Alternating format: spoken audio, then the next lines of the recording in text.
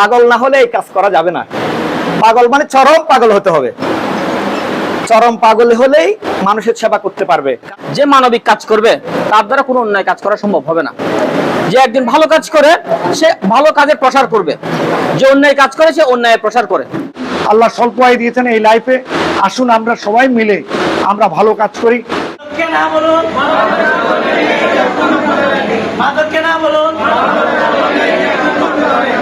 চট্টগ্রামের পটিয়ায় সামাজিক ও স্বেচ্ছাসেবী সংগঠন পটিয়া ব্লাড ফাউন্ডেশনের উদ্যোগে বর্ণাঢ্য আয়োজনের মাধ্যমে স্বেচ্ছাসেবী সৌহার্দ্য উৎসব ও পুরস্কার বিতরণী অনুষ্ঠান 2026 অনুষ্ঠিত হয়েছে।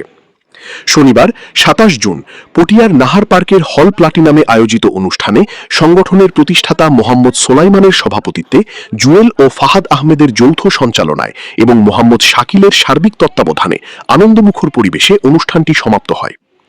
অনুষ্ঠানের উদ্বোধক হিসেবে ভার্চুয়ালি উপস্থিত ছিলেন বিশিষ্ট সাংবাদিক বাবলু চৌধুরী।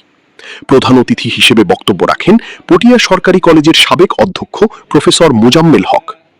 বিশেষ অতিথি হিসেবে উপস্থিত ছিলেন doctor Imdadul Hasan, doctor Mohammad Shakhawat Hossain Hero, Zakaria Kabir, Mohammad Shawkat Ali, Saiful Islam Chowdhury, Mohammad Soaibul Islam, Irene Sultana ও মোহাম্মদ জুয়েল সহ এলাকার গণ্যমান্য ব্যক্তিবর্গ। বক্তারা বলেন, স্বেচ্ছাসেবামূলক কর্মকাণ্ড সমাজে মানবিক মূল্যবোধ প্রতিষ্ঠায় গুরুত্বপূর্ণ ভূমিকা রাখে। বিশেষ করে স্বেচ্ছায় রক্তদান, অসহায় মানুষের পাশে দাঁড়ানো এবং সামাজিক দায়বদ্ধতা পালনের মাধ্যমে একটি সুন্দর ও সহমর্মী সমাজ গড়ে তোলা সম্ভব।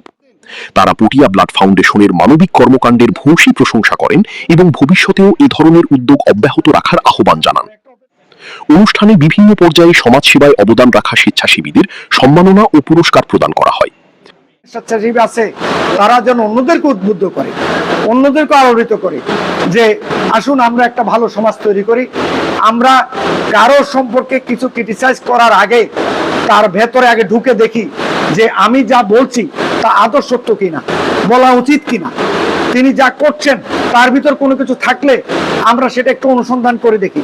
কোনো সময় সত্যটা অনুসন্ধান না করে কিন্তু আরেকজনের কথা শুনে মানুষকে কিন্তু প্রচার করা, সেটাও কিন্তু বিরাট অপরাধ, বিরাট অন্যায়। সুতরাং এই ট্রানজিশন লাইফে আল্লাহ স্বল্প আয় দিয়েছেন এই লাইফে, আসুন আমরা সবাই মিলে আমরা ভালো কাজ করি। এখানে মানুষ বাঁচে তাহার কর্মের মধ্যে, বয়সের মধ্যে নয়। তো মানুষ বাঁচে তাহার কর্মের মধ্যে, বয়সের মধ্যে নয়। এটার এই কথাগুলো কিন্তু এটা হচ্ছে অ্যাম্প্লিফিকেশন, একটা লাইন বা দুইটা লাইন। এখানে যার থেকে যে বেশি লিখতে পারে সে বেশি নাম্বার পায়। এরকম একটা প্ল্যাটফর্মে দাঁড়িয়ে বক্তব্য দেওয়ার সুযোগ করে দেওয়ার জন্য পটিয়া ব্লাড ফাউন্ডেশনকে আমি আন্তরিক কৃতজ্ঞতা জানাচ্ছি, ধন্যবাদ জানাচ্ছি। পাগল না হলে এই কাজ করা যাবে না। পাগল মানে চরম পাগল হতে হবে। চরম পাগল হলেই মানুষের সেবা করতে পারবে। কারণ এ রোদ কিরকম রোদ পড়তেছে, এ রোদকে সইয়ে আবার 1:30টার অনুষ্ঠান, 3টায় সব জায়গায় শুনি মাদক মাদক মাদক মাদক। তো আমি যে বলেছি আমি 30টা সংগঠনের দায়িত্ব পালন করতেছি, আমার কিন্তু দেখলে মনে হবে না আমার বয়স 48 বছর। সংগঠন করতে গেলে পাগল হতে হবে। এই যে আপনারা ইয়াং তরুণ তরুণী, শুধু আপনারা ব্লাড ফাউন্ডেশনের সাথে সংশ্লিষ্ট থাকলে হবে না। ব্লাড ফাউন্ডেশন পটিয়ায় বুইফুর মতো সংগঠন, পটিয়া বুইফুরের মতো সংগঠন। আমরা যারা আছি, এই যে যারা 48 বছর 45 বছর 40 বছর চলে, অন্তত আমাদের এখনো চক্ষু লজ্জা আছে, আমরা মুরব্বীদেরকে সালাম করি। এখন এই জেনারেশন উঠে গেছে, সেই জন্য আপনাদেরকে একটা কৌশল শিখিয়ে দিচ্ছি। সেটা হলো যে আপনার কথা শুনবে না, সে কার কথা শুনলে উপকার হয়। এই যে একজনকে একজন রোগীকে যেমন ব্লাড দিবেন, তার চেয়েও বড় উপকার হলো কোনটা? এই একটা ছেলেকে যদি সিগারেট আপনি থেকে কি করতে পারেন, নির্মূল করতে পারেন। কি এই সংগঠনের সাথে আছি, এই সংগঠনের সুস্বাস্থ্য কামনা করতেছি এবং এই সংগঠনে আরো উত্তরোত্তর সাফল্য কামনা করছি। আপনারা জানেন পটিয়া কেয়ার ফাউন্ডেশনের মাধ্যমে আমি দীর্ঘদিন ধরে পটিয়াতে কাজ করে যাচ্ছি। কোনো মানবিক সংগঠন যখন আমাকে প্রোগ্রামের জন্য ডাকে আমি দূরে চলে যাই। এটা এই জন্য যে আমি মনে করি যে মানবিক কাজ করবে তার দ্বারা কোনো অন্যায় কাজ করা সম্ভব হবে না।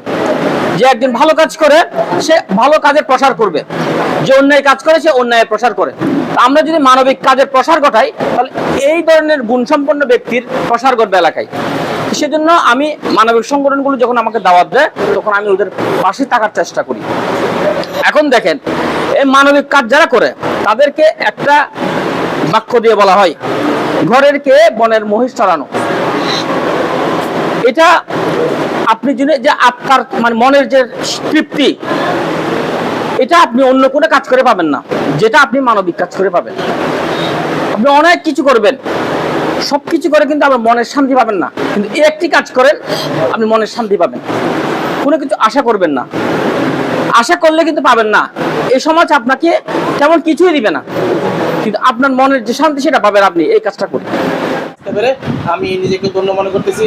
আমাদের সদীয় শিক্ষক ও আমাদের আমদাদ ভাই ও আমাদের শুভাকাঙ্ক্ষী যারা এই তরুণ উদয়মন যে রক্তদানের মধ্যে এরকম মহৎ কাজের মজলিসে আমি আসতে পারার জন্য নিজেকে গর্ববোধ করি, এবং ওদের ভবিষ্যতে আমি আপনাদের সাথেও কাজ করতে চাই এবং আপনাদের সহযোগিতা করতে চাই, আর্থিকভাবে সহযোগিতা করতে চাই।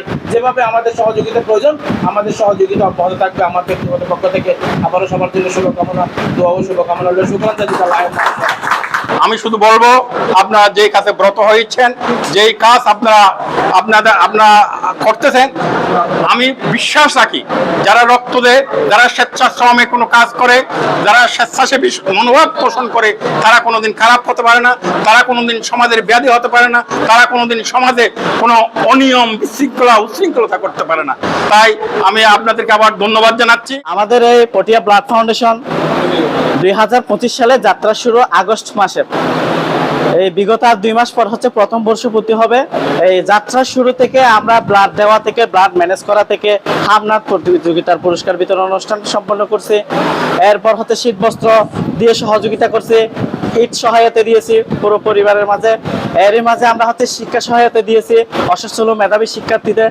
এরই মাঝে আমরা কিছুদিন বিগত এই বৃক্ষরোপণ কর্মসূচি বাস্তবায়ন রেখেছি 3 দিন ব্যাপী। এরপর ও মশলা বিতরণ কর্মসূচি বাস্তবায়ন রেখেছি। তো পটিয়া ব্লাড ফাউন্ডেশন শুধু ব্লাড নিয়ে কাজ করে না, সামাজিক ও মানবিক যাবতীয় সব কাজগুলো করে। আমাদের পটিয়া ব্লাড ফাউন্ডেশন সবার জন্য উন্মুক্ত।